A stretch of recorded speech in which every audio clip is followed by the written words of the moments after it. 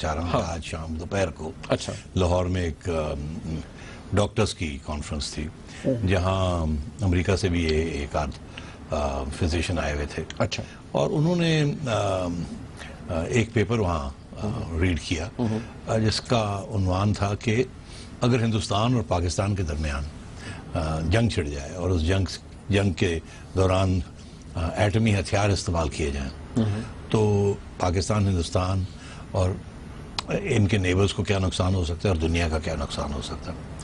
تو صرف میں یہ کہنا چاہ رہا ہوں کہ مجھے بڑی مایوسی ہوئی سن کے کہ ان کی جو ریسرچ ہے وہ یہ شو کرتی ہے کہ اگر ہندوستان اور پاکستان کے درمیان ایک لمیٹڈ وار بھی ہو جائے، فل فلیجڈ نیوکلیئر وار نہیں، لمیٹڈ وار بھی ہو جائے جس میں 2-3 وہ پھینک دیں 2-3 آپ پھینک دیں،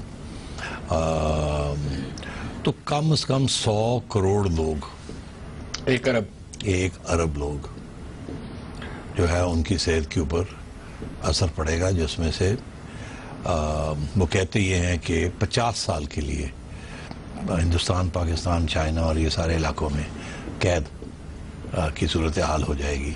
اور گندم اور یہ سارے جو کھانے پینے کی چیزیں ہیں، یہ ان کی جو پیداوار ہے وہ کم از کم 20% ہر سال کم ہوتی جائے گی. اور اس کے ساتھ جو اس کے نتائج ہوں گے وہ اتنے خطرناک ہوں گے کہ آپ امیجن بھی نہیں کر سکتے. تو جب میں یہ سن رہا تھا تو مجھے اتنی مایوسی ہو رہی تھی. کل ہی ہم نے پروگرام کیا ہندوستان پاکستان کے اوپر کہ یہ کیوں نہیں ان کے مسائل حل ہوتے اور کیوں یہ اپنے نیوکلیئر ہتھیار کی ابھی تک ڈیولپمنٹ کر رہے ہیں. اب کتنے ہتھیار ان کو چاہیے کہ ایک دوسرے کو اور دنیا کو تباہ کرنے کے لیے؟ بھئی اگر 4 ہیں 5 ہیں تو کافی نہیں ہے، اس 4-5 ہی آپ ایک دوسرے کے اوپر پھینک دیں. مگر نہیں، وہ کہتے ہیں کہ ہمارے پاس 100 سے زیادہ ہیں اور ان کے پاس بھی 100-150 کے قریب ہیں. تو میں یہ سمجھتا ہوں کہ یہ نیوکلیئر آرمز ریس جو ہے منیب، یہ امریکہ اور روس نے بھی سیکنڈ ورلڈ وار کے بعد اس ریس کے اندر وہ انوالو ہو گئے تھے. اور ایک وقت تھا کہ ان کے پاس، دونوں کے پاس کٹھے وہ 50,000 سے زیادہ نیوکلیئر ویپنز تھے. حالانکہ صرف ان کو 15-20 ہی چاہیے ایک دوسرے کو تباہ کرنے کے لیے اور دنیا کو تباہ کرنے کے لیے.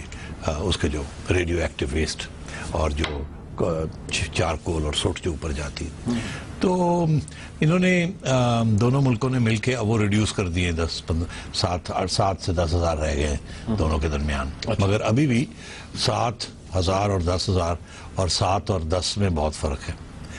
کیونکہ اگر یہ ڈیٹیرنس ہے تو ڈیٹیرنس کے لیے اتنے نہیں چاہیے آپ کو، اور اس کے جو نتائج ہیں وہ بہت ہی خطرناک ہیں. تو اس کے لیے اس میں سبق ہے ہندوستان اور